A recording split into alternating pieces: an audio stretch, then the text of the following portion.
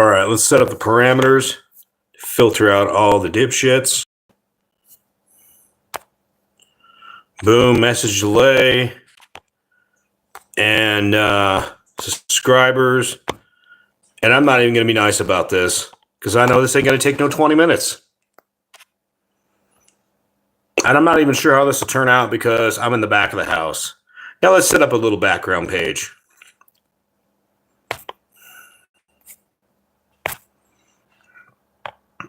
I'd love to use Slushy. She's so cute. You know what? That's actually perfect. So fuck it. Let's just leave that there. All right. Greetings. So this is Freedom Phil.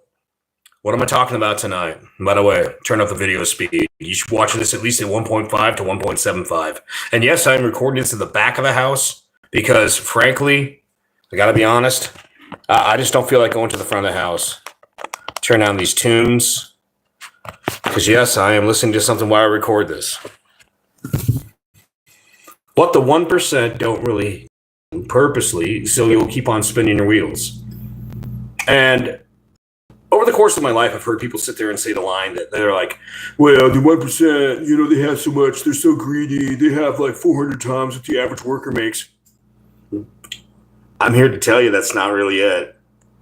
Because they have 400 times what you make, but here's the flip side to it.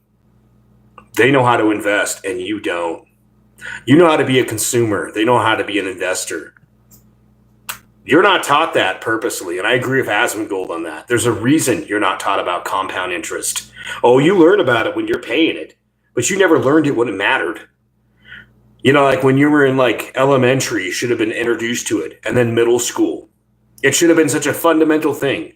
Like it should have been, you should have known compound interest from a very young age in the same way that you should have recited every single rule of acquisition. You should have known it perfectly to the point where when an alien, a non-Ferengi, can recite it quicker than you, the line should be correctly, he knows the rules better than you. You should understand that the tax laws are set up to benefit those that are smart enough to use them. Multi-generational wealth isn't an accident. It's education. Most of you are raised like cattle. Whichever one you want to be. I don't give a shit. You're raised to be good little consumers. Good little consumers. And why? Because that's good for business. Your happiness, your fear, your hate, your love, all marketable, beautifully marketable. If you don't believe me, look up a guy called Terry O'Reilly. He made a show ages ago called The Age of Persuasion. Followed it up with the show called Under the Influence. I'm only pointing this out because I see these same lies over and over again. And it's actually, they're not really lies as so much as that I'm only telling you this much of the truth and I'm leaving out the rest of it.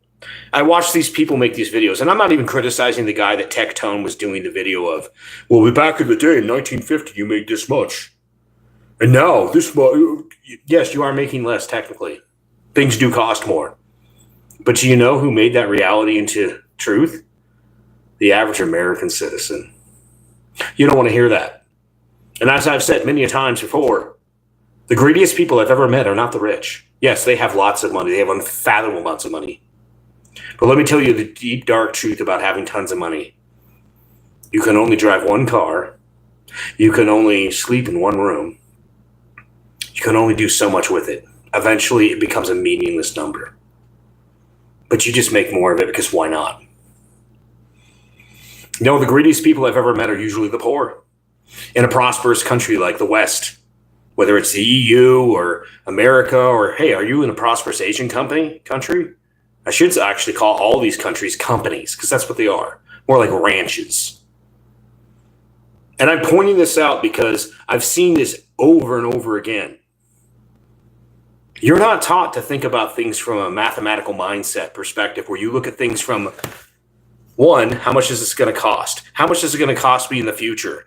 And statistically, we already get all the answers. There are very few lightning bolts in the world. Most things, most problems you deal with, you could have literally just not allowed it to happen. Like were you raised in a Appalachian trailer park in a forgotten coal mining town? meth running around, little people like Gollum. I was raised in logging country, so it's kind of similar. Or you raised in the ghetto, crackheads running around. Now it's fentanyl, people dying, stabbing, people shooting. But you know who's really responsible for you living there? Your mother and your father. Oh, you didn't even know your daddy? Or your daddy was in and out of prison? Don't think that's just a black thing. That's a fucking white thing as fuck.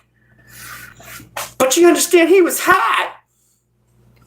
So when you start looking at the world from a whole different perspective, that yes, you are the one in control. This is not fate. It is you making the decisions. You will realize that yes, the people around you, the average poor person is the greediest people you will ever see, ever meet, ever deal with. So take this back to, what do the 1% know that you were never taught? Well, for one thing, have you ever heard about a 1031 exchange? I doubt it. The idea that you could basically sell your real estate, your commercial particularly, like a rental property or a box store or whatever. Then as long as you take that money from it and reinvest it within 2 months, you can avoid paying the capital gains tax on that. You can literally have all the capital gains, the deductions, passed on to the next property. And you can keep on doing that your whole life. What happens when you die? Your kids never have to pay a dime.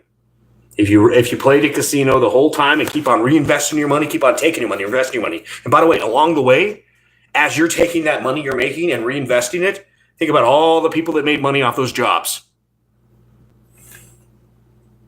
How do the rich get richer? They know the tax laws. You're not taught that purposely because you, moo. You are cattle. You are livestock. Your state is like a ranch and your country is like the greater ranch itself. Whether you're in America, the EU, Mexico, whatever country you're in, you are livestock of your country. And there's a reason they don't want you to know basic tax law or the concept of compound interest. Why aren't you taught this in elementary? At least introduced to it. Like they're going to teach you some algebra, some geometry bullshit. Most of this crap you will never use. If we're being honest about it, most of you will never use the math above 8th grade level. That is the truth of it. You use the most basic math. The computers will do most of the advanced math for you. You will never do any of this crap you were taught. But if you were taught about compound interest from a young age and you understood that, yes, when they're asking 25 to 30% on a credit card, wait a minute, so I got to pay $1.30 every time I buy something? If you understood that as a young person, you would avoid that. I'm not going to pay more if I don't have to. But instead, what do they teach you? They teach you to basically needy, weak. You're just one purchase away from people loving you. They teach you not even to love yourself, not even have enough self-strength, not even to look at the world and say, yes, I am enough. I am the man.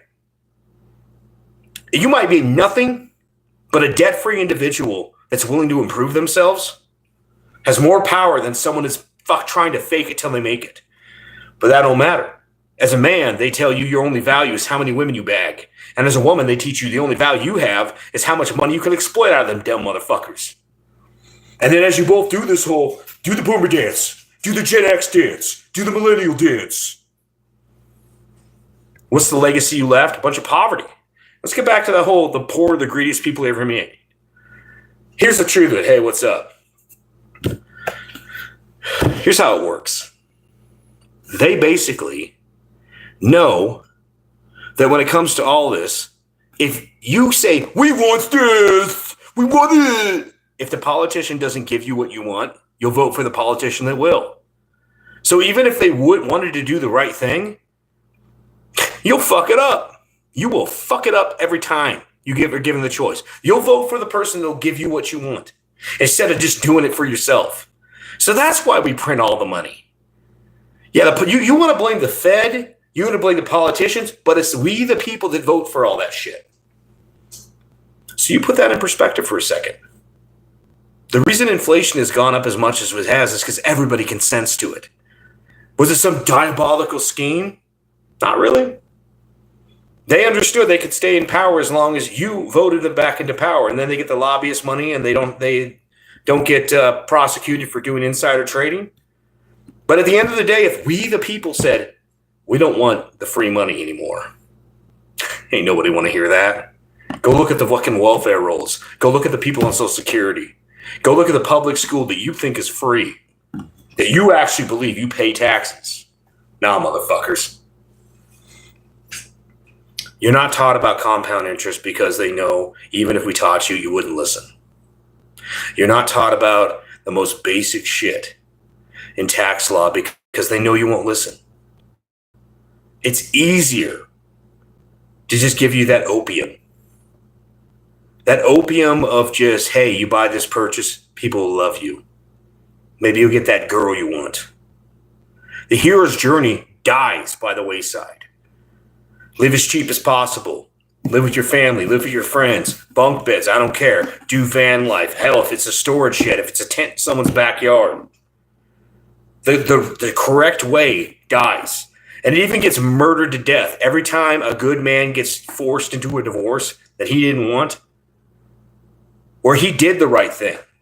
And you know what happens? All the other guys say, well, he did the right thing. Why the hell should I do the right thing if the results are going to be I could get fucked over and lose half of it?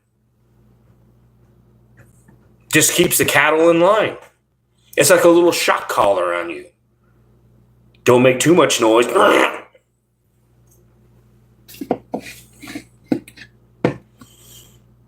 We live in an era that's depleted. But even in this depleted era, if you do the basic things of minimalism, live as cheap as possible and invest when you're young, even if it's only 10% you're making per year on $100,000, that's still $10,000 for letting him for you sitting on your ass. I know some people say, oh, I'll make 15. If you're Nancy Pelosi, you're making what, 400%? Yeah, someone explain that. By the way, Democrats, you should be fucking pissed about that. But what I'm getting at with this is that there's cheap housing in the Midwest, South, Midwest, all over the country. You just got to look for it. You don't need to pay no $400,000, $500,000 for some person's crack shack in Seattle. Nah. Shit, I got a place on the Hoods Canal. I paid $50,000 for those 2 lots. And my rent to the society is $500 in taxes a year and $200 something for HOA. And I got access to a boat ramp, my own private wells, and they plant clams all on there. And there's naturally occurring oysters. Shit, fucking drop an RV there, you know, and what's my cost of living? What's my cost of living? Now imagine for a second you drove truck, lived in the truck, be the truck, or you did van life when you were a plumber, or lived with a bunch of other people. Gold full Latino. No offense, Latinos, but hey, you guys are really good at it. Got the bunk beds, you got the workhouse, the man camp, and you save that money and you invest. Yes, you could have the game win in 7 to 10 years. But you got to understand not to put yourself in horrible levels of debt to college degrees that don't matter, buying shit to impress people who really don't care about you. The 1% understand this. You will see something that's really weird with the 1%. The new rich, it's always the same shit. They're like, what do you mean? You get people that came out of the ghetto or the trailer parks or like suburbia. When they get rich, they want to show everybody. And that's because they were programmed to do that. Show everybody, look at what I got. The actual legacy wealth people, they've already done it all. That's why you'll see them drive a regular car. You won't even know they're rich. They're like stealth. They'll have investments. They don't buy things like cars and crows and crap. Sure, they got a reasonable car. Don't get me wrong. It's reliable. But they invest. You're not taught to do that purposely because you're taught to be weak, needy, purposely, so you'll go out and try to purchase the next piece of validation. And the 1% aren't taught to be that way. And if you don't understand something this simple as what I've just described to you, but like, if you don't understand something that simple, then there's a reason why you're fucking broke, and you'll be broke your whole goddamn life. Because remember, you can only occupy one house. You can only occupy one car. You could only travel so much until you've seen it all. But none of you are going to figure it out. Peace.